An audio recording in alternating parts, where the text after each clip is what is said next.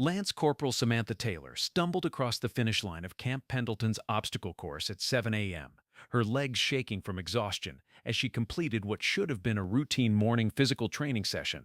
Around her, the rest of 2nd Battalion had finished the course minutes earlier, their confident chatter and relaxed stretching a stark contrast to her gasping attempts to catch her breath in the California morning sun.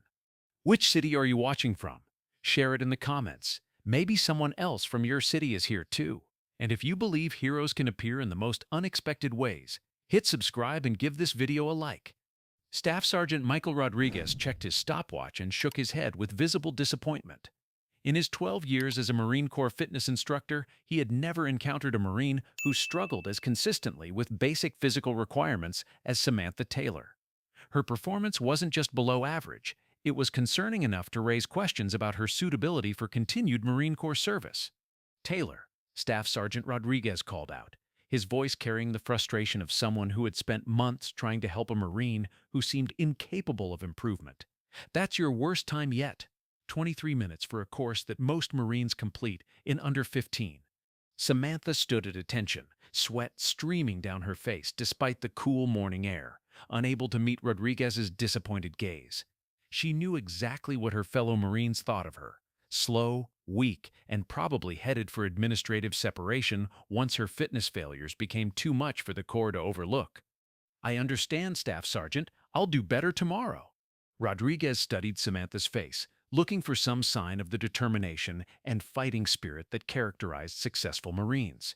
Instead, he saw exhaustion, defeat, and the kind of resignation that came from months of consistent failure.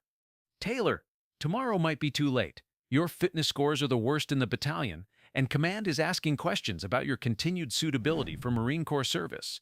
The morning formation that followed was another exercise in public humiliation for Samantha.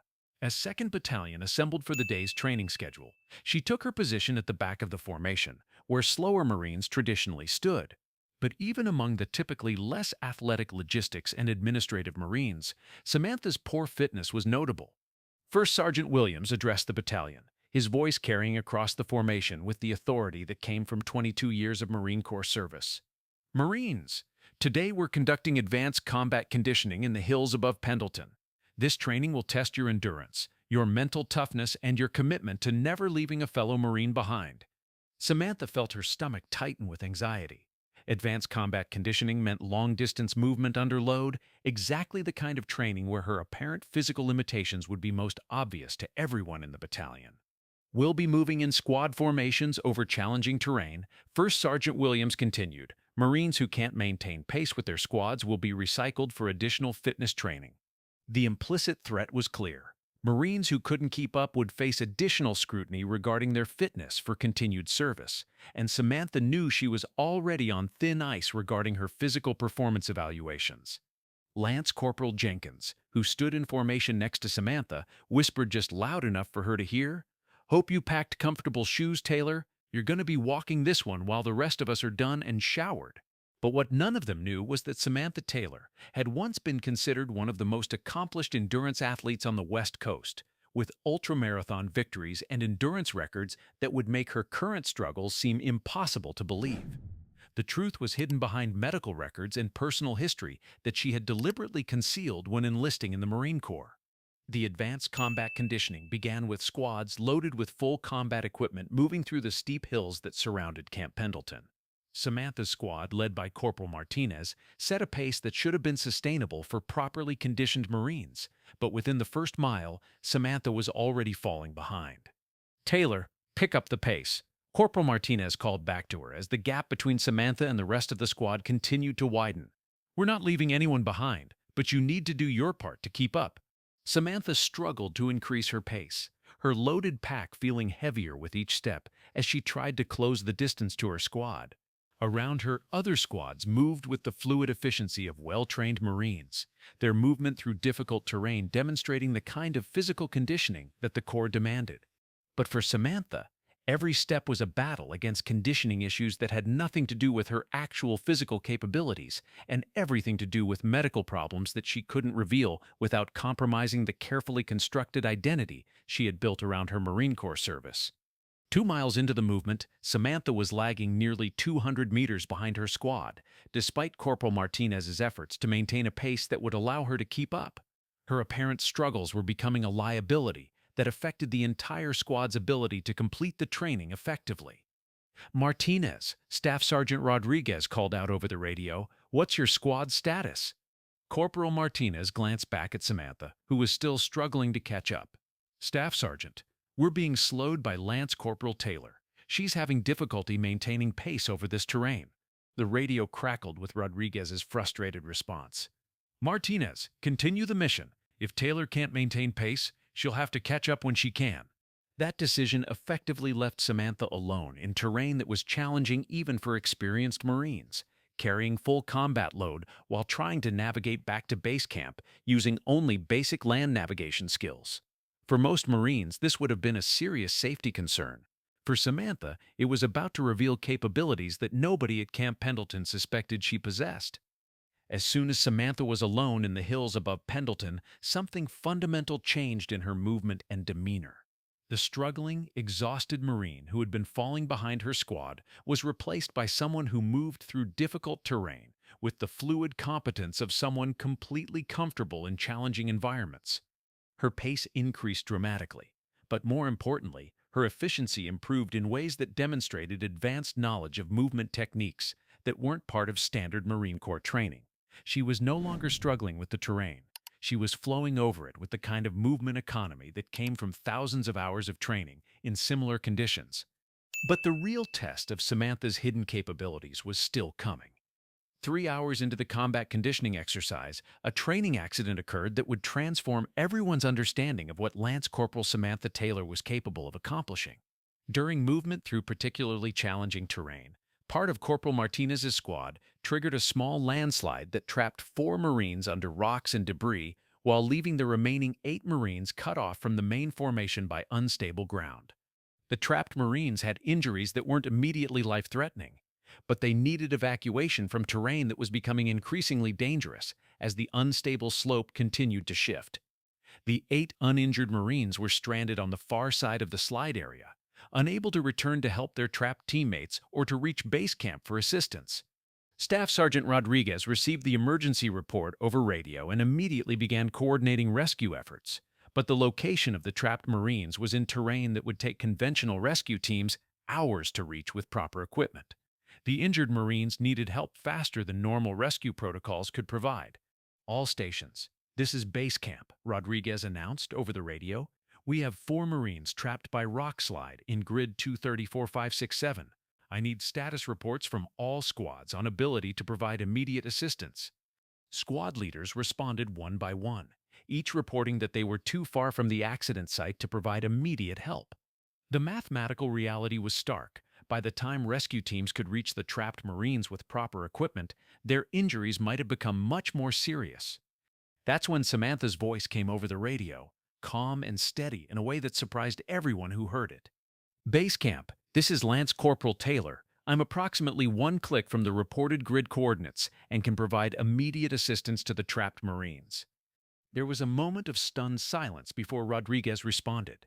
"Taylor, what's your current position? You were supposed to be moving with Martinez's squad."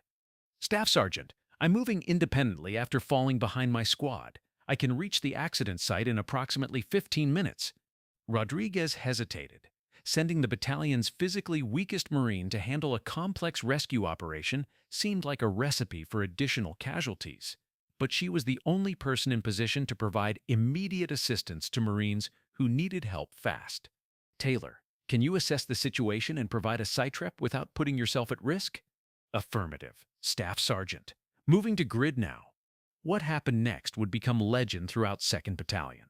Samantha reached the accident site in 12 minutes, moving over terrain that should have taken a fit Marine 20 minutes to traverse.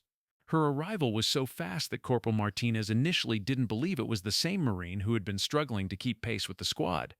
"Taylor, how the hell did you get here so fast?" Martinez asked, as Samantha appeared at the edge of the slide area, with barely any signs of exertion from her rapid movement through difficult terrain. Samantha was already assessing the tactical situation with the kind of calm competence that experienced Marines displayed during crisis situations. "Corporal, I took the most direct route. What's the status of the trapped Marines? Martinez stared at her with amazement. This wasn't the exhausted, struggling Marine who had been falling behind the formation all morning. This was someone who moved and spoke with the confidence of extensive experience in emergency situations. 4 Marines trapped under rocks and debris, conscious and responsive, but we can't reach them safely because the ground is still unstable. Samantha studied the accident site with the analytical eye of someone who understood rescue operations far better than her apparent fitness level would suggest. Corporal, I can reach them by moving along that ridgeline and approaching from above. It'll bypass the unstable area. Martinez looked at the route Samantha had identified. It was technically feasible, but it required movement over terrain that would challenge even experienced Marines. Taylor, that's expert-level terrain movement. Are you sure you can handle it safely? Samantha was already removing unnecessary gear from her pack, preparing for movement that would require maximum mobility and minimum weight. Corporal, I can handle it. What followed was a display of physical capability and tactical competence that shocked every Marine who witnessed it.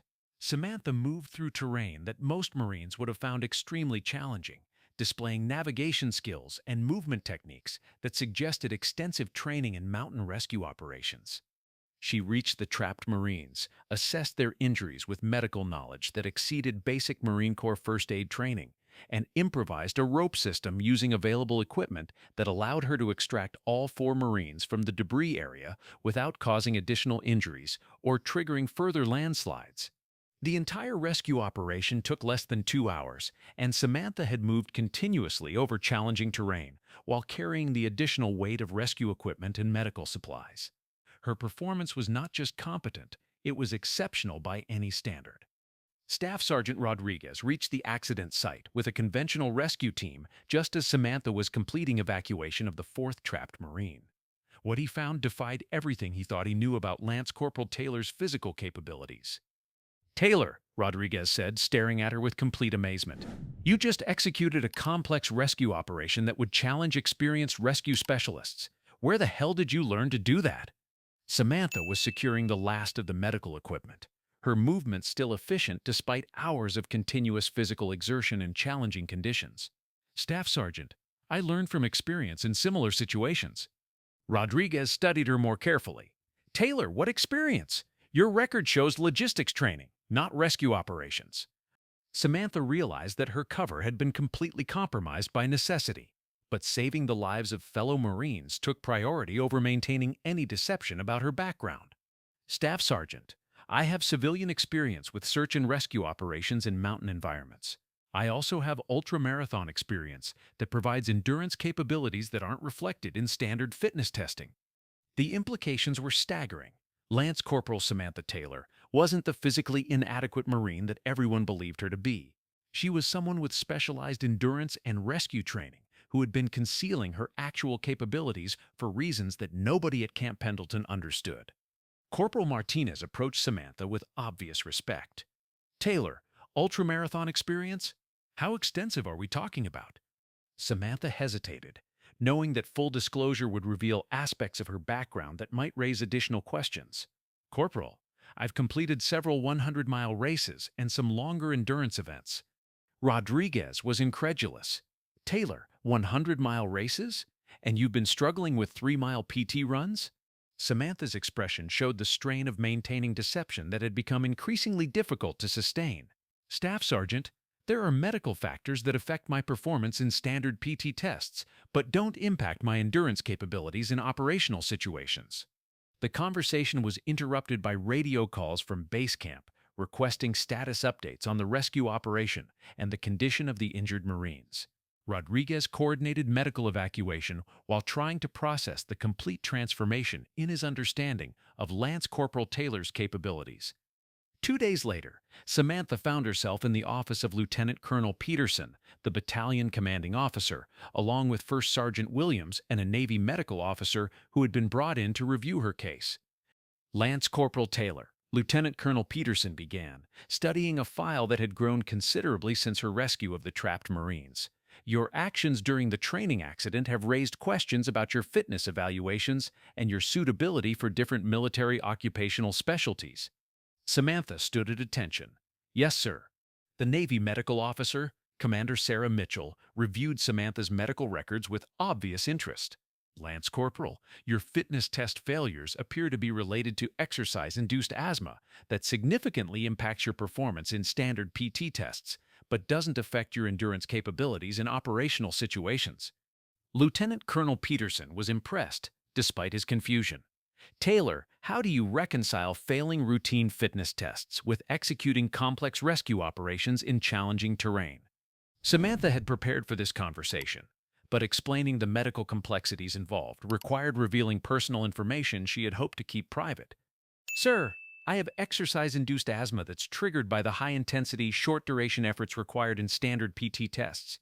However, the condition doesn't affect my performance during sustained moderate-intensity activities like long-distance movement or endurance operations. Commander Mitchell nodded agreement. Lance Corporal, that's actually consistent with certain types of exercise-induced respiratory conditions. The physiological demands of sprint-type activities can trigger symptoms that don't occur during endurance activities. First Sergeant Williams studied Samantha with new understanding.